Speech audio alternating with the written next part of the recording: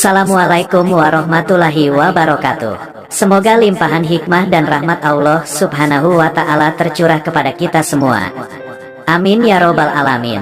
Kali ini akan dibacakan artikel yang dikutip dari website wiyonggoputih.blogspot.com atau blog sejarah akan terus jadi inspirasi. Artikel yang akan dibacakan ini berjudul Kisah Wali Mastur dan Ciri-ciri Wali Mastur, yang menguraikan tentang Wali Mastur dan beberapa kisah Wali Allah. Namun sebelum ke uraiannya, jika berkenan silahkan subscribe channel Rio Fulana, like, komen, dan share. Berikut uraiannya. Kisah Wali Mastur dan ciri-ciri Wali Mastur. Banyak wali-wali Allah yang dimasyhurkan setelah wafatnya, diantaranya adalah Mbah Priok. Sebelumnya, wali Allah itu tersembunyi, mastur, tetapi karena kehendak Allah jua akhirnya beliau itu tampak ke permukaan. Banyak tanda kewalian seseorang terbuka secara nyata setelah terlihat jasadnya utuh, tidak hancur ketika dipindahkan.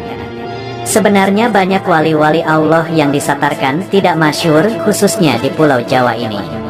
Disebutkan dalam hadis bahwa Umar bin Khattab berkata, Nabi bersabda, sesungguhnya di antara hamba-hamba Allah terdapat beberapa manusia yang bukan para nabi dan bukan orang-orang yang mati syahid. Para nabi dan orang-orang yang mati syahid merasa iri kepada mereka pada hari kiamat karena kedudukan mereka di sisi Allah Ta'ala. Para sahabat bertanya, wahai Rasulullah, apakah engkau akan menceritakan kepada kami siapakah mereka? Beliau bersabda, mereka adalah orang-orang yang saling mencintai dengan ruh dari Allah tanpa ada hubungan kekerabatan di antara mereka, dan tanpa adanya harta yang saling mereka berikan. Demi Allah, sesungguhnya wajah mereka adalah cahaya, dan sesungguhnya mereka berada di atas cahaya, tidak merasa takut ketika orang-orang merasa takut, dan tidak bersedih ketika orang-orang merasa bersedih. Dan beliau membaca ayat ini, ingatlah, sesungguhnya wali-wali Allah itu tidak ada kekhawatiran terhadap mereka dan tidak pula mereka bersedih hati. Quran Surah Yunus 62. Hadis riwayat Abu Dawud. Wahai sekalian manusia, dengar, pahami dan ketahuilah bahwa Allah Azza wa Jalla memiliki hamba-hamba, mereka bukan para nabi ataupun syuhada atau orang-orang yang mati syahid, akan tetapi para nabi dan syuhada merasa iri pada mereka karena tempat dan kedekatan mereka dengan Allah pada hari kiamat. Kemudian, salah seorang badui datang, dia berasal dari pedalaman jauh dan menyendiri, dia menunjuk tangannya ke arah Nabi seraya berkata, wahai Nabi Allah, sekelompok orang yang bukan para nabi ataupun syuhada tetapi para nabi dan syuhada merasa iri kepada mereka karena kedudukan dan kedekatan mereka dengan Allah, sebutkan ciri-ciri mereka untuk kami. Wajah Rasulullah bergembira karena pertanyaan orang Badu itu. Lalu Rasulullah bersabda, mereka adalah orang-orang yang berasal dari berbagai penjuru dan orang-orang asing. Di antara mereka tidak dihubungkan oleh kekerabatan yang dekat. Mereka saling mencintai karena Allah dan saling tulus ikhlas. Allah menempatkan untuk mereka mimbar-mimbar dari cahaya pada hari kiamat. Allah mendudukan mereka di atasnya. Allah menjadikan wajah-wajah mereka bercahaya, pakaian-pakaian mereka bercahaya. Orang-orang ketakutan pada hari kiamat sementara mereka tidak ketakutan. Mereka adalah para wali-wali Allah yang tidak takut dan tidak bersedih hati. Hadis riwayat Ahmad. Pernahkah mendengar tentang wali mastur atau wali yang tersembunyi? Banyak wali-wali tersembunyi yang banyak orang tidak tahu. Semuanya memiliki martabat, tingkatan, dan kekhususan. Sehingga banyak orang lebih mengetahui wali yang masyhur daripada mengetahui wali khas yang derajatnya ditinggikan oleh Allah pada masanya dibanding lainnya. Bahkan seorang sultan aulia masyhur, Syekh Qutur Rabbani Abdul Qadir Al-Jailani Qaddasallahu Sirahul Aziz, pada masa hidupnya tidak dikenal sebagai seorang aulia. Baru setelah 25 tahun terbuka hijab, dinding penutup akan kewaliannya. Syekh Abdus Salam bin Masyisi adalah seorang wali mursyid yang tidak dikenal pada masanya. Tapi setelah ditemukan di atas bukit oleh muridnya, yakni Syekh Ali Abul Hasan Asy-Syadzili, pendiri Tariqah Syadziliyah, barulah terkuak keberadaan dan kebesaran aulianya di tengah umat. Masyhur atau tidak, bukanlah tujuan bagi seorang aulia. Semua terhitung dalam genggaman kehendak dan takdirnya. Maha besar Allah yang telah menyembunyikan para kekasihnya di balik hijab keanggunan hingga mereka tenggelam dalam samudera keesaan, lenyap dalam lautan tauhid. Ketahuilah dulur, mereka ada di sekitar kita. Mereka tertutup di balik hijab Allah. Mereka sama sekali tidak engkau duga sebagai seorang wali. Sitrul aurah wajib, sitrul khususiyah Aujab, menutup aurat itu wajib, maka menutup keistimewaan itu jauh lebih wajib. Kira-kira begitulah pegangan mereka. Namun bukan pula mereka sengaja menyembunyikan identitas mereka, namun memang kehendak Allah menutupi kewalian mereka di mata umum. Selain itu aulia di makom majdub ini dibalik hijab Allah, dan tentunya hijab Allah itu suci. Maka hanya boleh dipandang oleh yang suci pula. Dari itulah mengapa kita yang dipenuhi karat dosa tidak dapat tembus untuk dapat mengenali para aulia. Sering kita dengar ungkapan, yang mengenal wali hanya wali. Itu benar sebab pandangan seorang wali melewati sirnya tidaklah terhalang apapun lagi. Maha besar Allah yang senantiasa memberi petunjuk kepada siapapun yang hendak ia berikan petunjuk, termasuk untuk dapat mengenali walinya. Dengan beberapa sumber guru dan pengamatan faham saya yang bebal ini, dengan lancang berani mengkategorikan beberapa ciri yang tampak pada seorang aulia yang mastur tersembunyi sebagai berikut. 1. Mereka seseorang yang low profile, dalam artian keberadaan mereka di tengah masyarakat tidaklah terlalu berpengaruh, bahkan tidak sama sekali. Ketiadaan dan keberadaan mereka tidak begitu menjadi perhatian. 2. Tentunya mereka seorang ahli ibadah yang benar-benar taat kepada syariat Islam yang telah dibawa Nabi Muhammad. 3. Meskipun mereka seorang ahli ibadah, namun seorang aulia yang mastur biasanya tidak tampak kebaikannya, begitu pula keburukannya. Kemungkinan mereka hidup sebagaimana orang yang lain sebagai petani maupun pekerja bangunan. 4. Mereka seorang ahli zikir. Meskipun dari yang dilihat mereka terlihat beraktivitas sebagaimana masyarakat pada umumnya, namun hati mereka tidak sekedipun berpisah kepada Allah di waktu jaga maupun tidur, dikala duduk maupun berdiri, dikala siang maupun malam. Mereka tenggelam dalam kemesraan bersama Tuhannya. 5. Adem hati ketika memandang ataupun dipandang oleh sorotan matanya, sebab seorang ahli zikir sejati yang benar-benar telah disebut dalam istilah tasawuf, bertubuhkan kalimah akan terpancar jelas di wajahnya. 6. Adem hati sesaat duduk atau bercakap dengannya, sebab seorang ahli zikir akan menyebarkan energi positif, nurullah ke sekelilingnya. 7. Saat melihat sosoknya atau mengingat namanya, atau bahkan terdengar disebut namanya, maka sejenak kita pun ingat kepada nama Allah.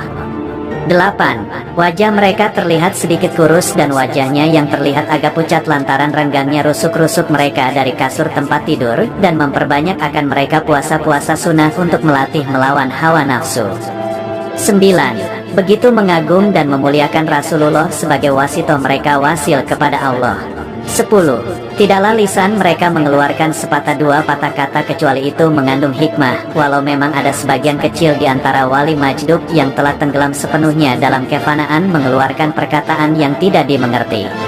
Sekiranya saja kita memiliki kejernihan hati dan atas petunjuk dari Allah, niscaya suatu saat kita diperkenankan bertemu mereka dan mengambil manfaat kepadanya, sebab mereka para aulia adalah khalifah Allah di muka bumi, para pewaris sah Rasulullah yang namanya diharumkan oleh semua penduduk langit, dan kehadirannya dirindukan pintu-pintu surga.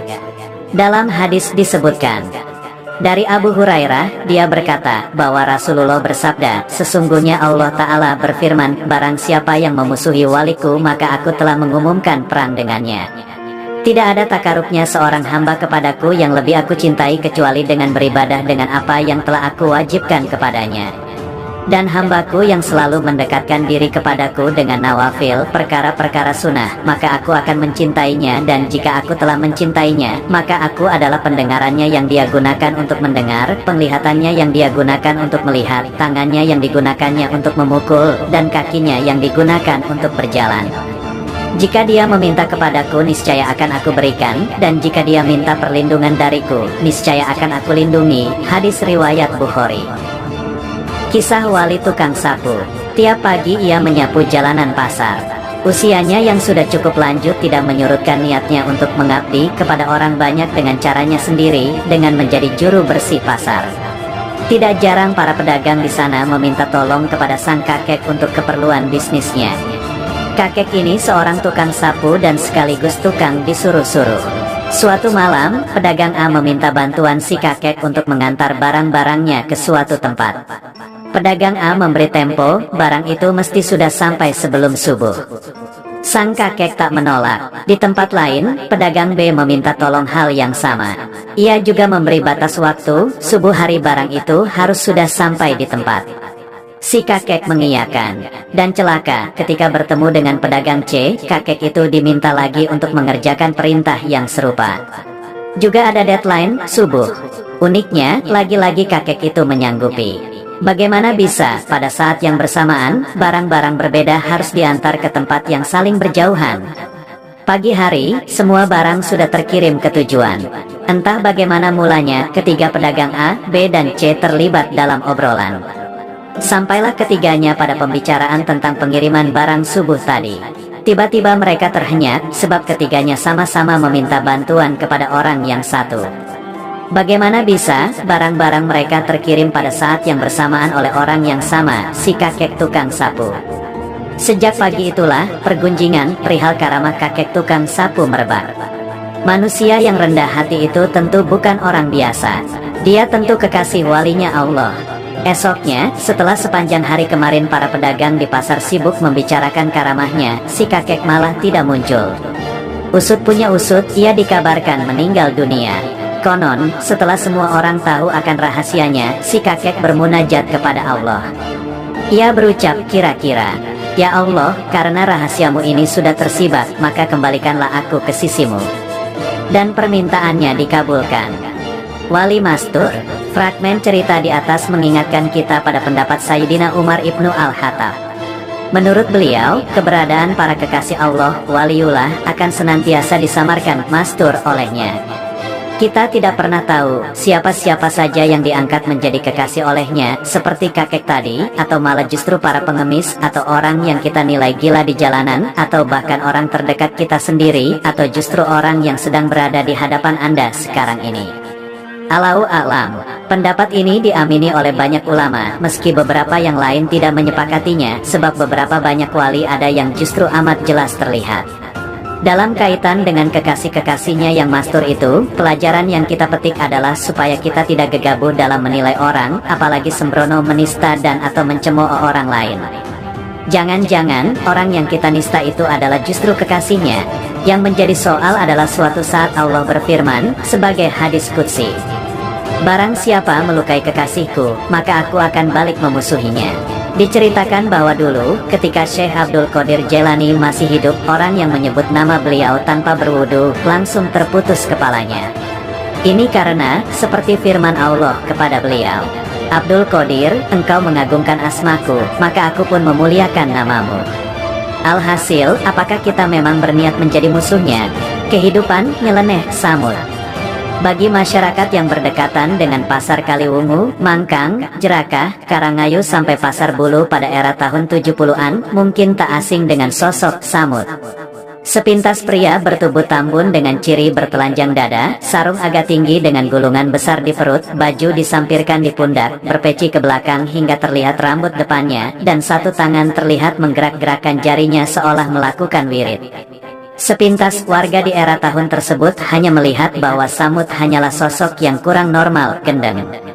Bahkan ketika penulis menanyakan hal tersebut pada orang tua, teman saat itu penulis masih kecil dan handai taulan, banyak yang mengatakan kalau Samud kabotan ngelmu tidak kuat melakukan laku tirakat. Pekerjaan Samud secara kasat mata adalah seperti peminta-minta di pasar. Ada yang memberi uang, jajan maupun makanan. Tidak hanya di pasar, di kendaraan umum pun Samud juga sering meminta. Namun ada hal aneh yang terlihat saat itu pada diri Samud, dia begitu ikhlas dan hidup sederhana. Yang tak kalah aneh saat itu, hampir semua bakul yang dimintai oleh Samud, mereka akan memberikan dengan ikhlas dan senang hati, bahkan ada perasaan untuk beramal dengan memberi sesuatu pada Samud agar rizki mereka ditambah oleh Allah lewat dagangan mereka yang laris. Penulis masih ingat ketika kernet angkutan menawarkan kepada Samud yang saat itu berdiri di depan warung makan orang tua penulis untuk ikut menuju pasar Karangayu dengan setengah memaksa secara gratis. Hal itu penulis tanyakan pada teman, kenapa Samud menjadi rebutan kernet untuk ikut angkutannya? Jawaban sang teman sangat sederhana. Kernet akan mendapat untung, karena para penumpang akan memberi recehan kepada Samud, dan uang pemberian tersebut seluruhnya akan diberikan pada kernet, saling menguntungkan bukan? Ada ciri khas lagi yang ada pada Samud, yaitu kantong kecil dari kain gandum, isinya uang recehan yang banyak sekali layaknya zaman kerajaan. Siapakah Samud ini? Sudah ada 3 kelompok yang menanyakan langsung soal Samud pada penulis. Kebetulan penulis sempat menangi hidup di zamannya. Di mata penulis yang saat itu masih kanak-kanak, Samud terlihat sepintas seperti orang gendeng yang hidup menggelandang dari pasar ke pasar. Tapi bagi sebagian orang, khususnya yang menanyakan tentang Samud pada penulis, mereka mengabarkan bahwa Samud adalah seorang wali yang menyembunyikan kewaliannya. Terlepas dari semua pendapat di atas, penulis melihat bahwa kehidupan Samud adalah kehidupan yang ikhlas yang hidupnya dipenuhi dengan zikir di setiap aktivitas dan rutinitas menggelandangnya. Satu hal lagi, keberadaan Samud sangat dinantikan oleh para bakul pasar dan para kernet. Makam Samud. Ada pendapat bahwa makam Samud berada di makam Bergota, tepatnya di belakang Rumah Sakit Karyadi Semarang, yaitu di makam orang-orang yang tidak mempunyai keluarga.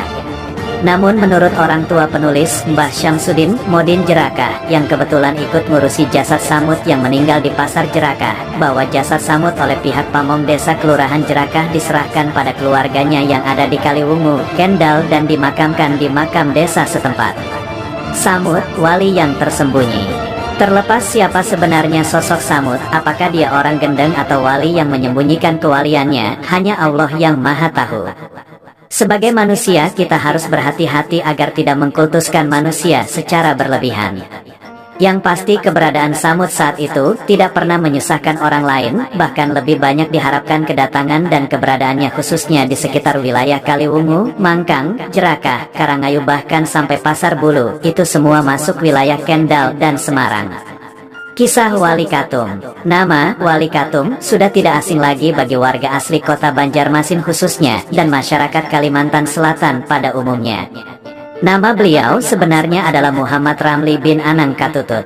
Di masa kecil beliau bernama Artum Ali. Beliau hidup apa adanya tanpa berusaha bekerja, hari-hari beliau habiskan hanya untuk mengabdi kepada Allah Subhanahu wa Ta'ala. Apabila ada makanan beliau makan, tapi kalau tidak ada beliau akan puasa. Meskipun demikian beliau tidak pernah mengeluh, minta-minta dan menyusahkan orang lain. Beliau selalu menutup diri dari orang lain dan suka menyendiri, sehingga tidak banyak aktivitas beliau yang terekspos. Karena itulah di masyarakat beliau lebih dikenal dengan sebutan Wali Katum. Kata Katum diambil dari bahasa Arab yang berarti sembunyi. Diceritakan, beliau kalau pergi selalu membawa Al-Quran, apabila berhenti beliau akan membacanya hingga akhir hayat beliau.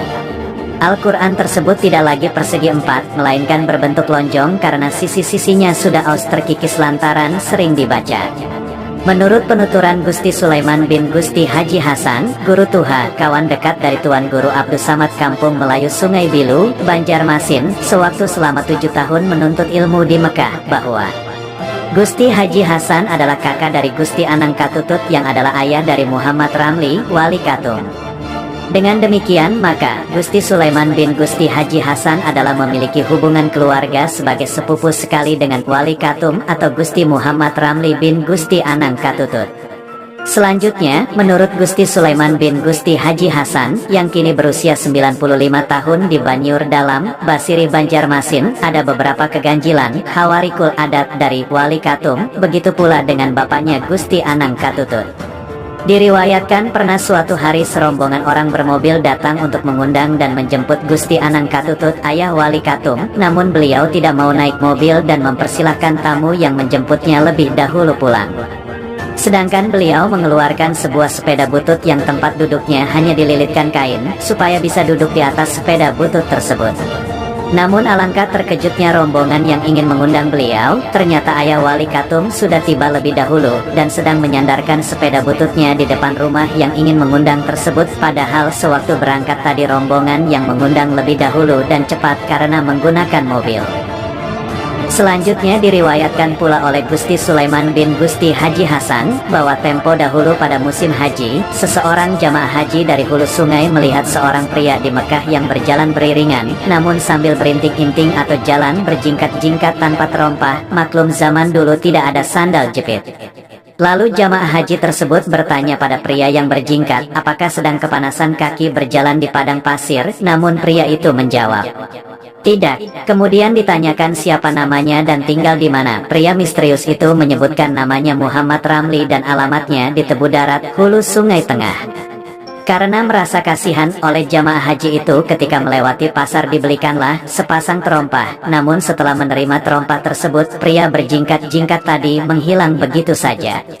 Setelah selesai menunaikan ibadah haji dan pulang ke kampung halaman, sang jamaah haji tadi teringat dan ingin pergi menemui Muhammad Ramli di Tebu Darat.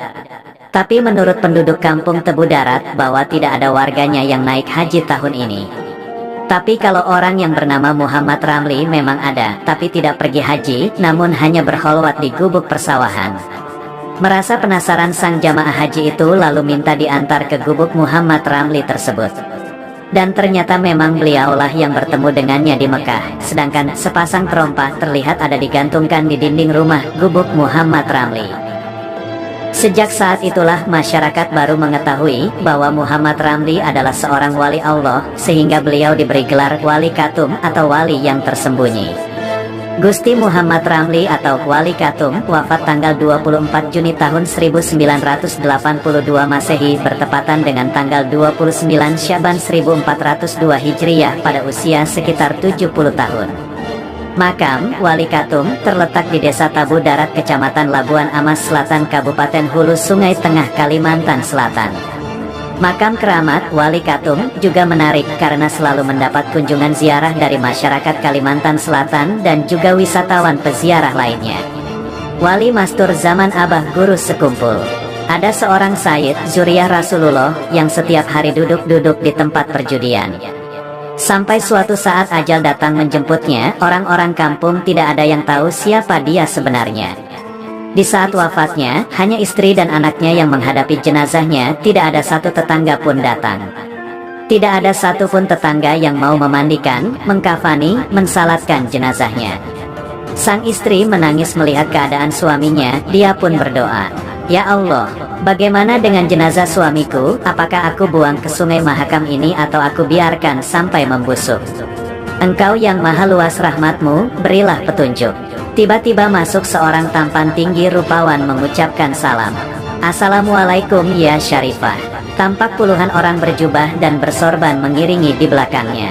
"Waalaikumsalam warahmatullah." Saat melihat sang guru, si Syarifah tersentak kaget bukan main. Yang datang adalah Al-Imam Al-Qutubul Aqwan As-Syekh Muhammad Zaini bin Abdul Ghani Sekumpul.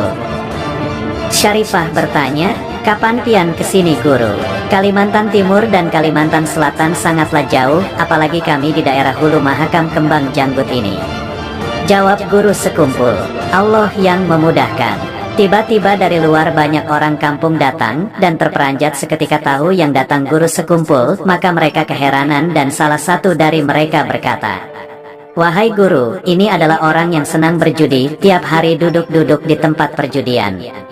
Guru Sekumpul tersenyum dan berkata, "Apakah kamu melihat beliau sendiri main judi, atau beliau cuma duduk-duduk saja di situ tanpa main judi?" Sang penduduk terdiam, kata Abah Guru Sekumpul kemudian, "Beliau ini yang tiap hari kalian lihat di tempat perjudian adalah seorang zuriat Rasulullah. Beliau ini yang jadi penyandang bala di kampung sini. Beliau ini yang setiap malam pada saat kalian tidur, beliau bangun dan salat tahajud mendoakan kalian. Beliau juga yang rela setiap hari duduk di tempat perjudian berzikir dan memohon ampun untuk para penjudi agar mereka sadar. Tapi kalian tidak tahu, kalian cuma melihat dengan pandangan zahir saja. Beliau tidak terkenal dalam pandangan masyarakat bumi, tapi sangat terkenal di langit. Allahumma sholli ala Sayyidina Muhammad." Jangan mudah suudzon kepada orang lain, terlebih kepada zuriat Rasulullah. Walahul waliyut taufik ila sabilul huda.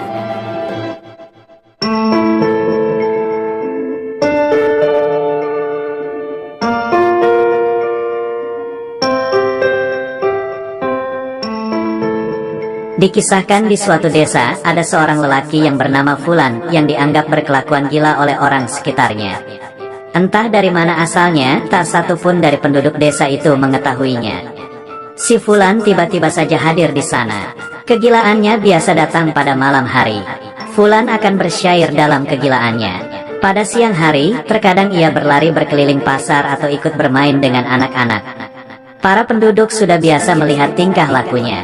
Mereka tidak khawatir pada anak mereka karena si Fulan tidak pernah menyakiti orang lain, terlebih lagi ia sangat sayang pada anak kecil. Ada saja orang yang kasihan dan membawakan makanan untuknya buat berbuka puasa. Setahu mereka, Fulan tidak pernah terlihat makan pada siang hari. Tiada putus puasanya. Yang lebih mengherankan lagi, Fulan tidak mau tidur di sembarang tempat. Ia lebih suka tidur di emperan masjid satu-satunya yang ada di desa itu. Ia selalu tidur pada pagi hingga petang dan berjaga pada malam hari. Suatu malam, kala kegilaannya datang, Fulan pun bersyair. Wahai kekasih, padamu aku memuji, padamu aku berbakti, engkaulah yang aku cintai, wahai kekasih. Jangan kau tinggalkan aku, jangan kau benci aku, jangan kau cemburui aku, karena cintaku hanya untukmu. Setelah bersyair berulang-ulang memuji kekasihnya, ia pun mengakhiri syairnya dengan menangis. Siang itu singgahlah seorang musafir di masjid. Setelah sholat zuhur ia keluar dan mendekati Fulan yang sedang tidur. Ia mencoba membangunkannya, tetapi Fulan tetap saja nyenyak dalam tidurnya. Wahai orang yang sedang tidur, tidakkah engkau ingin melaksanakan sholat zuhur? Janganlah engkau lewatkan waktu sholatmu dengan tidur panjangmu, kata musafir itu sambil terus membangunkan Fulan.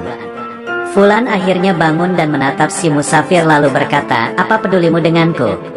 Aku sedang bermimpi bersama kekasihku. Tetapi engkau telah mengusik keasyikanku dengan sang kekasih. Tidakkah engkau ingin melaksanakan sholat untuk menyembah Tuhanmu? Tanyanya. Tuhan, Tuhan yang mana? Aku tidak menyembah Tuhan. Tiada sedikit pun kusimpan kata Tuhan dalam hatiku. Tiada Tuhan, jawabnya. Masya Allah, mengapa kau berkata seperti itu? Tanyanya lagi pada Fulan. Aku hanya memuja sang kekasih dan tiada tempat untuk Tuhan di hatiku. Tekannya dalam jawaban. Apakah agamamu, wahai orang yang tidak bertuhan? Tanya sang musafir sedikit geram karena tidak percayanya sang musafir akan perkataan si Fulan. Aku tidak beragama, aku hanya bercinta kasih. Lalu apa agamamu? Kata Fulan balik bertanya. Tidakkah engkau lihat aku berada dalam masjid? Tentunya aku adalah seorang muslim, jawab sang musafir.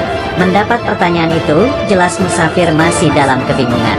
Kemudian Fulan kembali berkata, bila engkau muslim, aku ingin bertanya di manakah Tuhanmu berada, wahai orang yang banyak tanya. Pertanyaan si Fulan ini membuat si musafir tak dapat berkata-kata. Ia diam bagai orang bisu, lalu pergi meninggalkan Fulan. Bah, engkau mengganggu tidurku saja, menyuruhku sholat tetapi engkau sendiri tidak tahu di mana Tuhanmu berada, kata Fulan sambil melanjutkan tidur siangnya. Wahai kekasih, tidak kuat aku menahan kerinduan ini. Tiada sabar aku untuk berjumpa denganmu. Tiada kuasa aku untuk menggapaimu. Wahai kekasih, wahai pujaan hati, kegilaanku akan dirimu semakin menjadi. Wahai kekasih, wahai dambaan hati, aku sebut selalu namamu dan kupatri dalam hatiku. Musafir yang tadi siang membangunkannya, rupanya sedang mengamati dari kejauhan segala apa yang telah diperbuat Fulan. Tidak percaya pada Fulan yang syair-syairnya berisikan kalimat-kalimat cinta yang indah. Tidak percaya bahwa Fulan adalah seorang yang gila. Karena rasa penasaran pada apa yang telah Fulan perbuat tadi siang padanya, ia pun berjalan mendekati Fulan dan memberi salam. Assalamualaikum, wahai Fulan. Fulan menoleh dan membalas salamnya, Waalaikumsalam. Sedang apakah engkau di sini seorang diri? Tanya musafir. Aku sedang memuji kekasihku, jawabnya.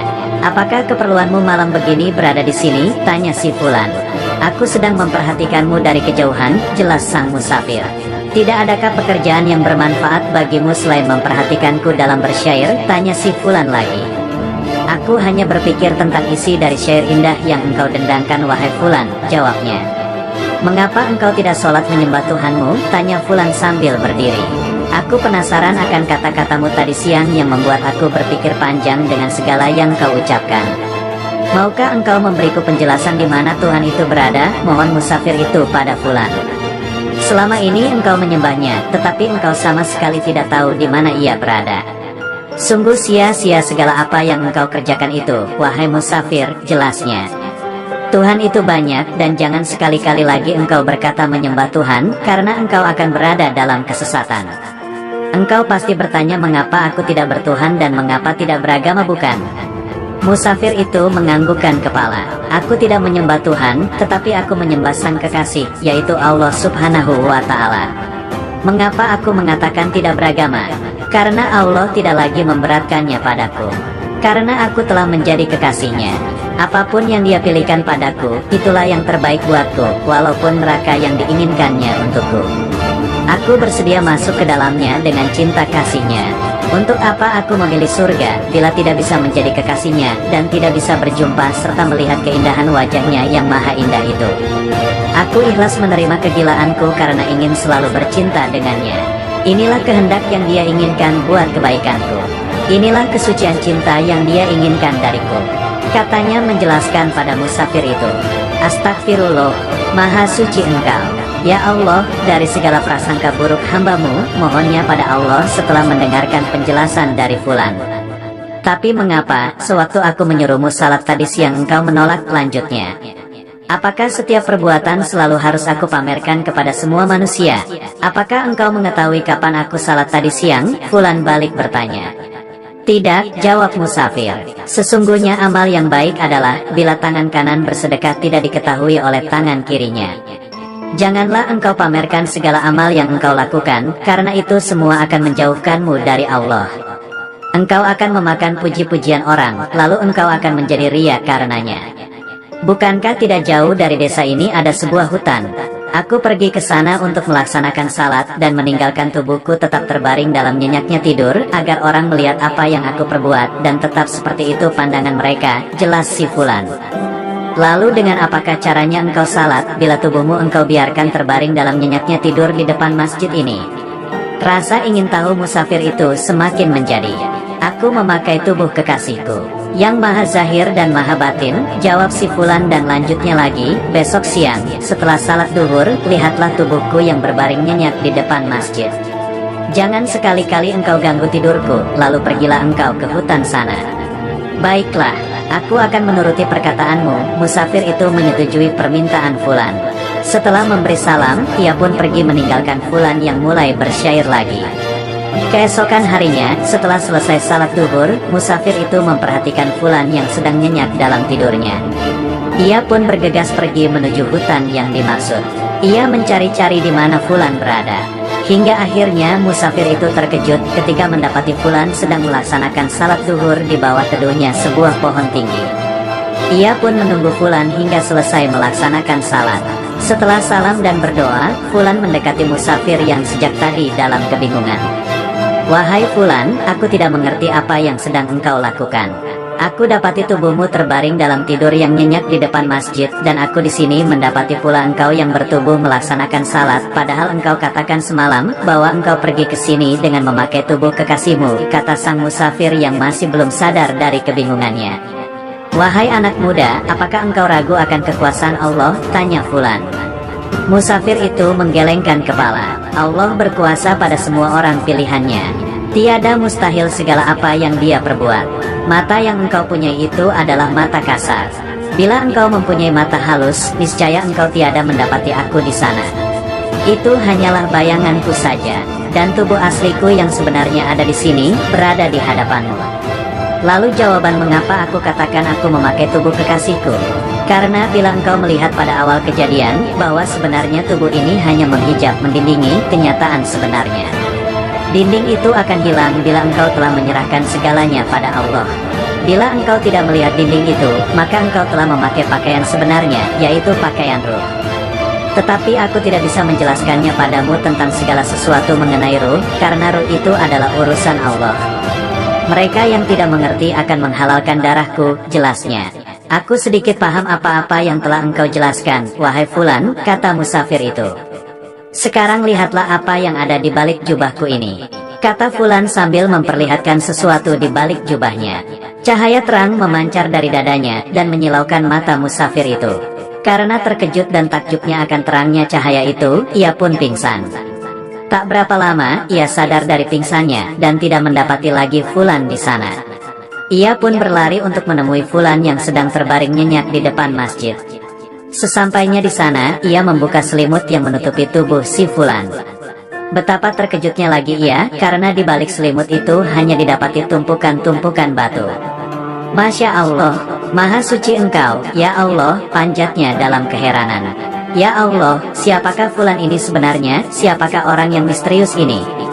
Siapakah seorang penyair gila ini? Tanyanya dalam hati. Ia pun pergi dengan membawa bermacam kebingungan dan selalu memohon petunjuk pada Allah, siapa sebenarnya orang gila yang ia temui itu.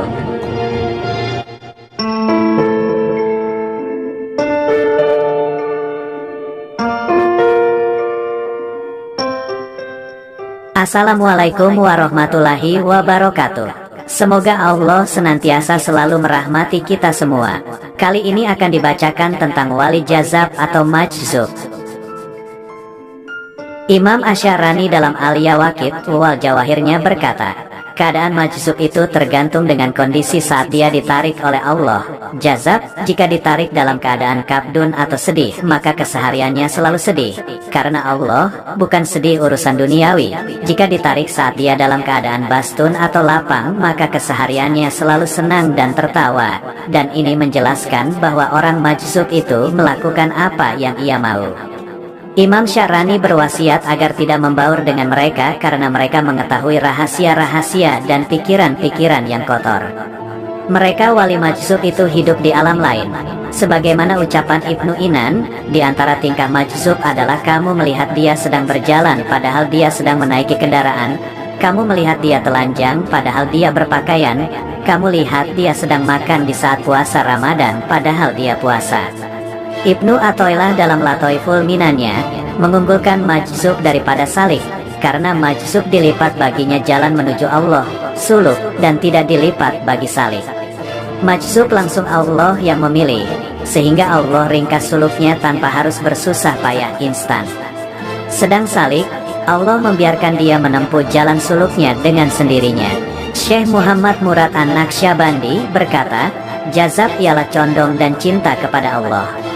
Syekh Ahmad Ibnu Ajibah, salah satu pensyarah kitab Al-Hikam, berkata, jazab ialah hilangnya rasa secara keseluruhan karena sinkronnya cahaya cinta dan kerinduan.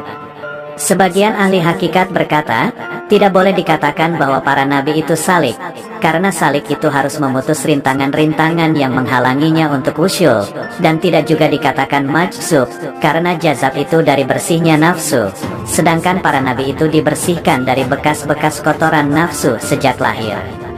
Abul Faid Al-Manufi berkata, majzub adalah orang yang ketarik oleh sinarnya keindahan sifat Allah, dan dia dibangunkan, disadarkan oleh berkilatnya keagungan Allah. Syekh Ibnu Ibad Ar-Randi dalam syarah hikamnya berkata, status salik itu mencari dalil dengan sesuatu untuk mengenal Allah, dan mereka berkata, kami tidak melihat sesuatu kecuali kami melihat Allah setelah adanya sesuatu tersebut. Status majzub itu mencari dalil dengan Allah untuk mengenal sesuatu. Mereka berkata, kami tidak melihat sesuatu kecuali sebelumnya kami sudah melihat Allah. Imam Hakim At-Turmuzi berkata, seorang wali butuh waktu dalam jazabnya, sebagaimana orang yang mujahadah butuh waktu dalam kesungguhannya. Hanya saja penjernihan nafsunya mujahid itu dengan mujahadahnya, sedang penjernihan nafsunya majzub itu Allah langsung yang menanganinya. Ibnu Athaillah dalam kitabnya Lataiful Minan mengutip ucapan gurunya Syekh Abul Abbas Al-Mursi, murid dari Syekh Abu Hasan Asy-Syadzili. Manusia itu ada dua bagian. Sebagian manusia yang sebab dengan rahmatnya mereka bisa usyul, dan sebagian manusia dengan beribadah mereka sampai usyul kepada rahmatnya Allah. Di antara manusia ada yang Allah gerakkan keinginannya untuk usyul kepada Allah, sehingga dia bermujahadah dan berusaha keras agar sampai kepada Allah, dan ini dibenarkan dengan firman Allah surat Al-Ankabut ayat 69.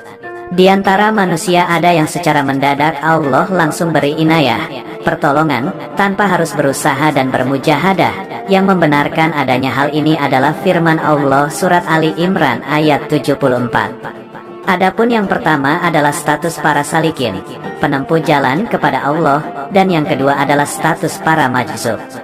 Maka siapa yang permulaannya itu beribadah dan mujahadah, maka puncaknya nanti akan usyul kepada Allah, dan siapa yang permulaannya itu langsung diberi Allah usyul, maka dia nanti akan dikembalikan kepada mujahadah dan beribadah.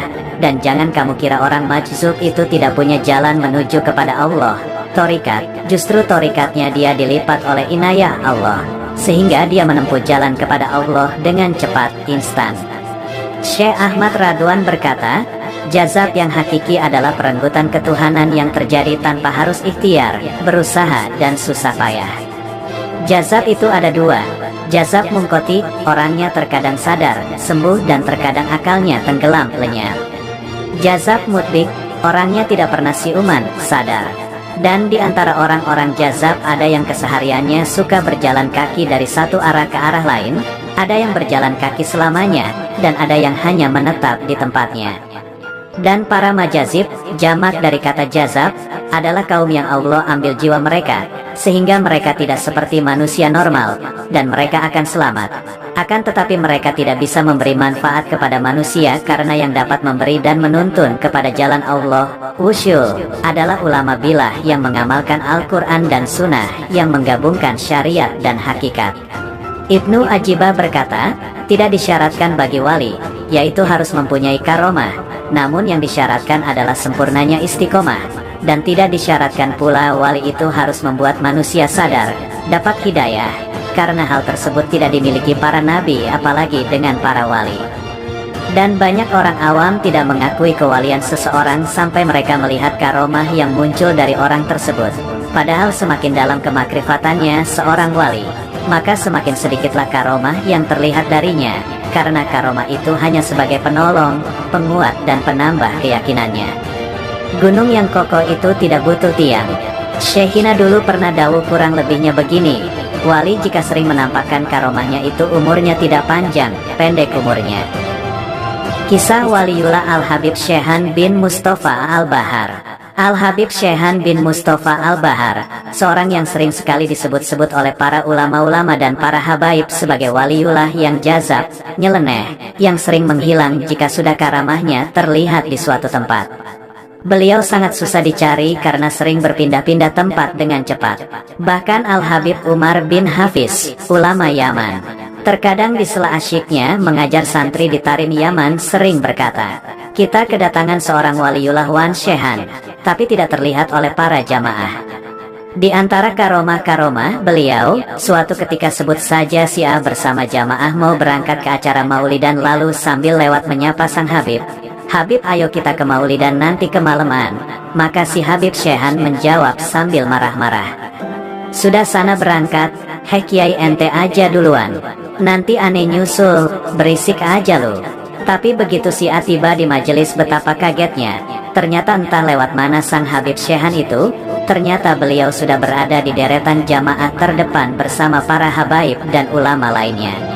Si A hanya berkata dalam hati, Subhanallah, sambil senyum-senyum dan geleng-geleng kepala. Kemudian sang Habib itu menyalami para jemaah sambil peluk, sambil berkata, ahlan wa sahlan hehehe, barokah afwan, aneh sampai duluan ente belakangan, kikikik, semuanya ayo, mari, tafadol. Setelah selesai acara doa, dan hidangan sudah keluar, keunikan lagi terjadi. Semua hidangan yang ada diacak-acak oleh beliau, semua makanan dicomot dicobain. Bagi yang belum tahu siapa beliau hanya bisa tercengang campur kaget. Sia sempat memberitahu kepada mereka agar dibiarkan tingkahnya itu, dan para ulama dan habaib yang hadir saat itu hanya bisa tersenyum. Lalu Habib Syekhan berdoa qomat kamit terdengar sebaik, Barakallah, insya Allah, ada suatu kejadian yang lebih mengherankan lagi. Di waktu azan maghrib berkumandang tepat di depan musola, sang Habib Syekhan itu membawa gitar dan teriak-teriak di saat jamaah akan melangsungkan sholat maghrib. Maka tentu saja hal ini membuat marah sang marbot musola. Maka dengan lantangnya sang marbot itu mencaci maki Habib Syekhan habis-habisan. Tiba-tiba Habib Syekhan menjepit leher marbot tersebut dan dibenamkan ke dalam ketiaknya.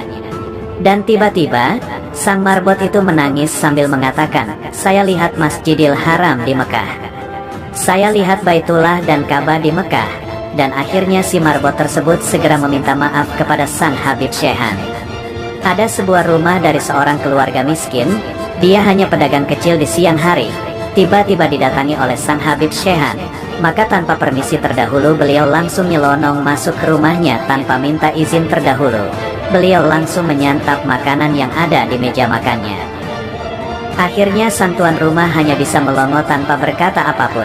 Kemudian setelah selesai menyantapnya sang Habib pun pamit sambil berkata, terima kasih ya, Assalamualaikum. Heran dan tak habis pikir tuan rumah hanya bisa melongo. Subhanallah, anehnya tak berapa lama kemudian, si keluarga miskin pedagang kecil itu mendapatkan rezeki yang tak disangka-sangka, dan kini mereka menjadi pedagang besar dan kaya raya. Menurut segelintir orang yang paham artinya, jika seandainya tuan rumah tadi marah-marah dan tak terima, maka tidak akan menjadi seperti sekarang, bisa menjadi orang yang kaya raya. Kisah lain lagi, ada seorang tukang es cendol di Madrasah Al-Watoniyah, Klender, Jakarta Timur. Esnya diambil segelas tanpa permisi apalagi bayar, hehe. Namun si tukang es hanya gila-gila tanpa kok. Sempat dia ingin mau marahi sang Habib itu. Namun beritahu oleh Pak Satpam yang mengenal sang Habib itu. Lalu si tukang es hanya bisa diam. Begitu selesai, tak berapa lama setelah sang Habib pergi, segerombolan orang entah dari mana memborong semua es cendolnya dengan bayaran yang lebih, hingga dia tidak perlu lagi berjualan hingga larut malam. Benar-benar laris manis, barokah sang Habib. Menurut seorang kerabat beliau bernama Sania Ibrahim, bahwa untuk dapat bertemu dengan Habib Syekhon mudah saja asalkan punya niat yang baik untuk bersilaturahim. Karena Habib Syekhon sering berpindah-pindah tempat, kadang beliau ada di makam ayahnya di Masjid Baido di Lubang Buaya, Jakarta Timur, dan terkadang ada di Gang Nangka Bintara 3, dan menurut cerita kalau bertemu beliau akan disambut khodam, jin, di depan pintu, dan hanya orang-orang yang soleh dan punya niat yang baik yang dapat berjumpa dengan beliau. Dan apapun kata-kata Habib Syekhan dan kelakuan beliau jangan diterjemahkan dan diartikan seenaknya, karena yang tahu maksudnya hanya Allah Subhanahu wa Ta'ala. Masih banyak lagi kisah-kisah tentang beliau yang pernah diceritakan para guru. Beliau para guru hanya pesan bila dan barangkali suatu waktu Anda ketemu sang Habib eksentrik itu, kemudian tiba-tiba istri, suami Anda atau Anda sendiri dibentak-bentak dan dimaki-maki, sebaiknya Anda diam dan bersabar. Biarkan beliau sesukanya, toh kita tidak tahu kehendak Allah yang bisa saja melalui perantara beliau, dan hanya Allah lah sang maha tahu. Karamah yang dimiliki para wali adalah merupakan sesuatu perkara yang terjadi di luar kemampuan akal manusia biasa untuk memikirkan atau menciptakan. Perkara itu, karomah, diberikan Allah kepada hamba pilihannya. Setiap sikap, perbuatan dan ucapannya serta keadaan hatinya selalu bergerak dalam hasanah Allah semata. Oleh karena itu bagi waliullah dengan karamahnya kadang-kadang tampak keanehan-keanehan, baik dalam sikap, tindakan dan ucapan yang tidak begitu saja mudah bagi akal manusia biasa untuk memahaminya. Kisah dikutip dari terakhikmah47.blogspot.com.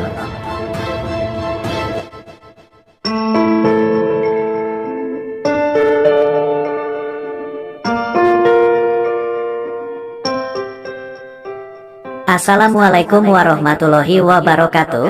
Sosok Habib Ja'far bin Muhammad bin Hamid bin Umar Al-Kaf dari Semarang mungkin asing bagi sebagian masyarakat Indonesia, namun ulama harismatik asal Kudus itu sangat dihormati masyarakat Jawa Tengah dan Jawa Timur serta Samarinda, Kalimantan Timur. Habib Ja'far Al-Kaf wafat usai berbincang dengan sejawatnya di kediamannya di Samarinda, Kalimantan Timur, Jumat, tanggal 1 Januari tahun 2021 sore sekitar pukul 16.30 waktu Indonesia Barat. Habib Ja'far bin Muhammad Al-Kaf berasal dari desa Demaan, Kota Kudus. Namun, sudah setahun terakhir almarhum Habib Ja'far tinggal di Samarinda. Habib Ja'far Al-Kaf adalah seorang waliullah yang besar, makamnya adalah Majdub. Seorang waliullah yang khoriqul ada. Habib Ja'far Al-Kaf Kudus terkenal memiliki kebiasaan jazab, berbuat aneh. Meskipun jazab, ternyata sering juga mendidik dan membimbing para muhibin atau pecinta. Apa yang dilakukan Habib Ja'far memang susah dinalar orang awam.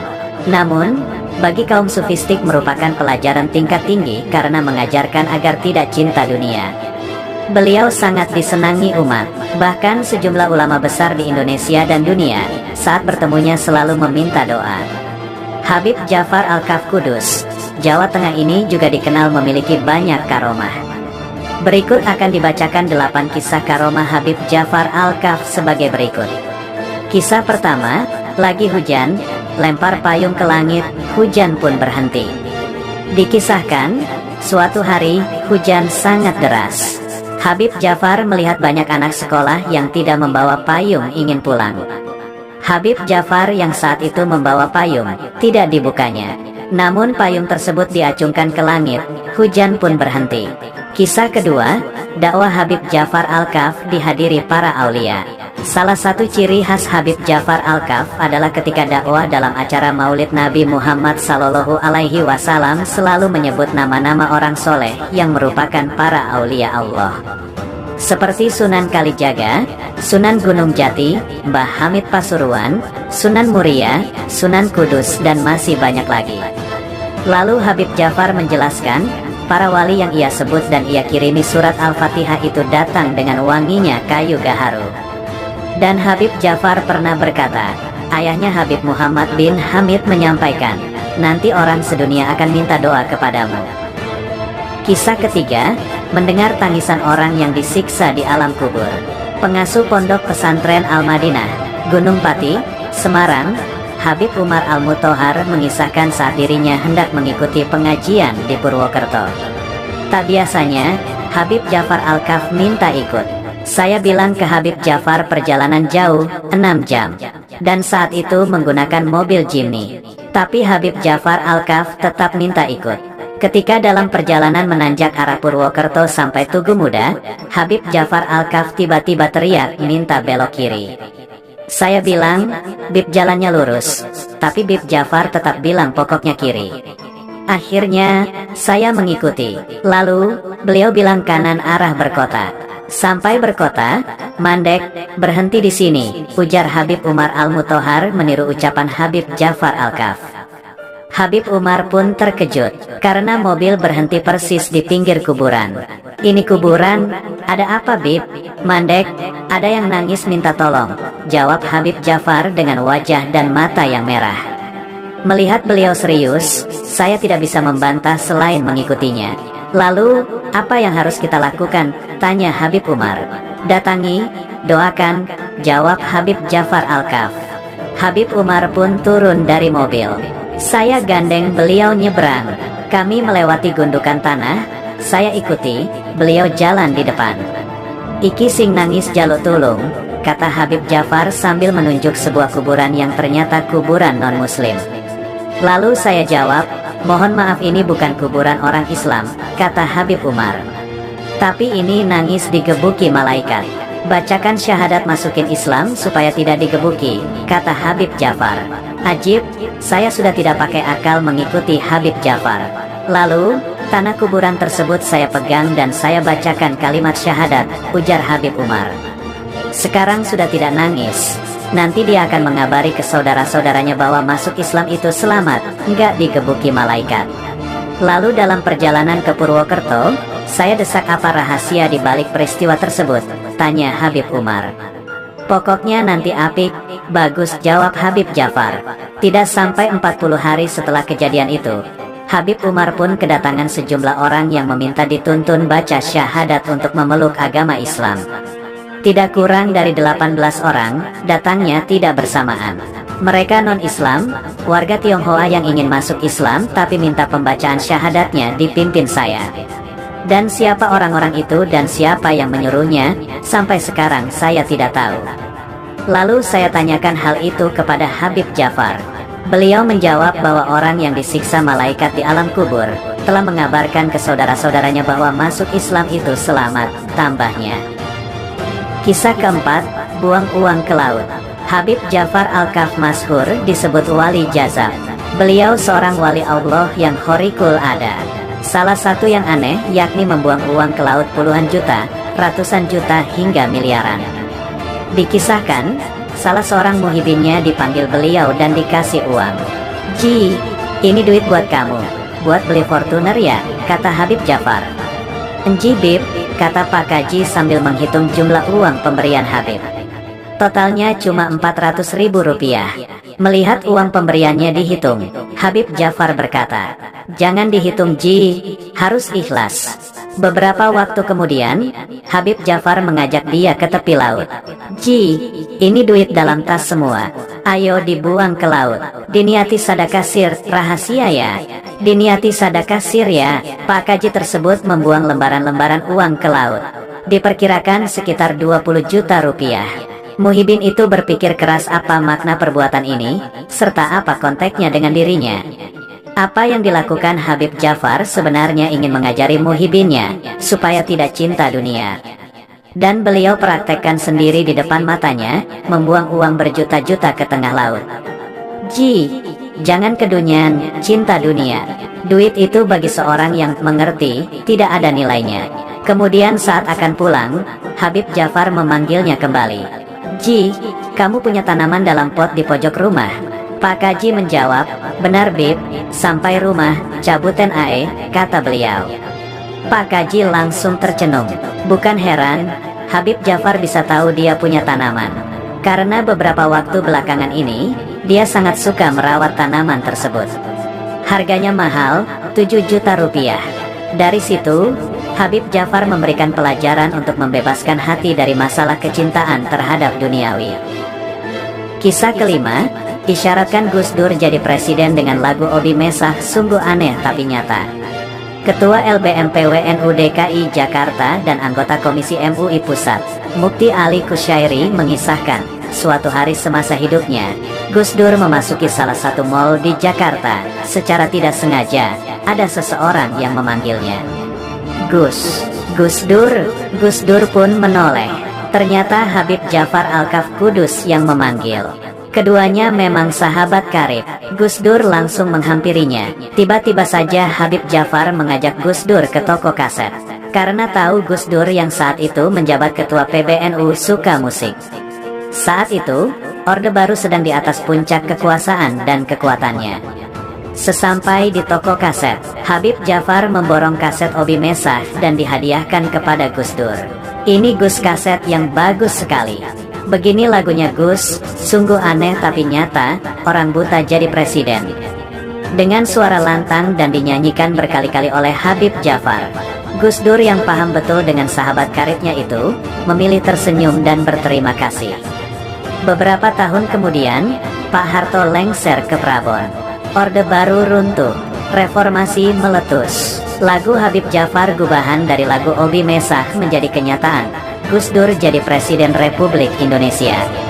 Kisah ke-6, menyuruh Habib Umar menelan telur. Habib Umar kembali mengisahkan karomah Habib Ja'far Al-Kaf. Salah satunya ketika ia disuruh menelan telur yang baru keluar dari induk ayam. Ternyata, itu isyarat agar Habib Umar menyelesaikan sebuah perkara dalam sebuah pernikahan antara seorang syarifah dengan pria yang mengaku Sayyid atau zuriyah Nabi, padahal bukan. Habib Umar pun lalu menasihati si pengantin pria. Ia tidak melarang pria manapun menikah dengan syarifah, tapi jangan mengaku-ngaku Sayyid atau zuriyah Nabi jika memang nasabnya tidak nyambung. Karena itu melanggar hukum. Akhirnya saya teringat dengan telur yang saya telan karena permintaan Habib Ja'far. Telur itu awalnya kotor, lalu saya bersihkan dan baru ditelan. Saya datangi Habib Ja'far dan tanyakan peristiwa itu. Habib Ja'far pun dengan tersenyum bilang, "Gimana, sudah dibersihkan dan ditelan?" Saya jawab, "Enggak saya telan, cuma bersihkan saja," tambahnya. Kisah ke-7, ujian TOEFL. Mengenai karomah Habib Ja'far, ada testimoni menarik yang disampaikan salah satu warga Kudus, M. Rikza Camami. Dosen UIN Wali Songo Semarang ini menuturkan, banyak kisah keajaiban yang sering terjadi ketika Habib Ja'far hadir. Bertemu dengan Habib Ja'far bagi saya adalah sesuatu yang sangat saya impikan. Alhamdulillah, beberapa kali saya diajak sowan beliau ke Tanah Mas, Semarang untuk meminta doa restu dan nasihat, kata Rikza. Dia menceritakan, beberapa waktu yang lalu dirinya sedang mempersiapkan ujian disertasi yang ada syarat tes TOEFL. Saya sudah angkat tangan karena tes bahasa Inggris selalu gagal. Tengah malam saya diajak sowan ke Habib Ja'far oleh sahabat Tino. Dan alhamdulillah tepat azan subuh saya berjumpa, kisahnya. Rikza lalu dikenalkan ke Habib Ja'far dan menyampaikan hajat kalau mau ujian tes bahasa Inggris. Selanjutnya, air yang sudah dibawanya didoakan. Dan Habib Ja'far menyampaikan lulus, insya Allah lulus. Tuturnya menceritakan pertemuannya saat itu. Beberapa hari kemudian Rikza mendapat jadwal ujian. Tak lupa air doa Habib Ja'far dia bawa saat mengikuti ujian. Ternyata ketika di ruang ujian saya sangat ngantuk dan hampir tidur. Padahal soal listening tidak bisa diulang. Akhirnya saya tahan kantuk itu dengan baca Fatihah untuk Habib Jafar hingga semua soal selesai. Lanjutnya, beberapa hari kemudian hasil tes TOEFL diumumkan. Yang mengejutkan, nama Rizka tertulis lulus. Saya lega, paling tidak bisa bernapas lega. Syarat ujian disertasi sudah terpenuhi, ujarnya. Kisah ini kemudian disampaikan kepada pengasuh Pondok Pesantren Al-Madinah, Gunung Pati, Semarang, Habib Umar Al-Muthohar secara detail. Mendengar cerita itu, Habib Umar tersenyum. "Khair ya Rizza, itulah ajibnya Habib Jafar," kata Rizza menirukan ucapan Habib Umar. Kisah ke-8, 1 fisiknya lagi tidur tapi 6 fisiknya sedang ibadah. Habib Jafar Al-Kaf dikenal sebagai wali jazab. Penampilannya kadang mengecoh banyak orang dalam memberikan penilaian. Sepintas, orang akan mencibir. Namun, setelah mengenal lebih dalam ia akan mencintainya. Dikisahkan, Habib Jafar Al-Kaf pernah menginap di rumah istri Habib Hussein Tumban selama 8 bulan. Lalu, di waktu subuh, kemudian ada orang-orang yang penasaran ingin melihat ibadah Habib Jafar yang dikenal wali. Namun, saat terlihat dalam sebuah kamar, Habib Jafar sedang tidur. Cibiran pun dimulai.